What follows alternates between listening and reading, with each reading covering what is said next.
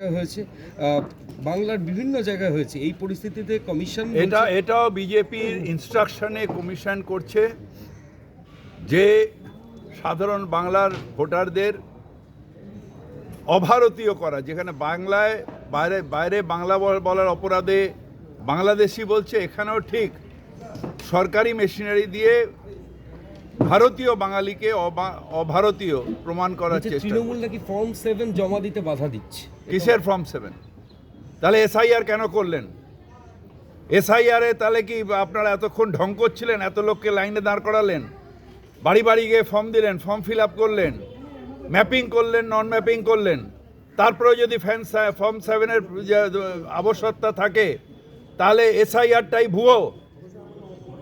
তাহলে বিজেপি যদি ফর্ম 7 জমা দেয় তাহলে এসআইআরটাই ভুয়ো, অর্থাৎ অপদার্থ। ইলেকশন কমিশন এক্ষুনি তাকে উইথড্র করে চেঞ্জ করা উচিত। যদি আবার মানুষকে হয়রানি করে লাইনে দাঁড় করাবেন, কত পরীক্ষা নেবেন বাংলার মানুষের কত পরীক্ষা নেবেন?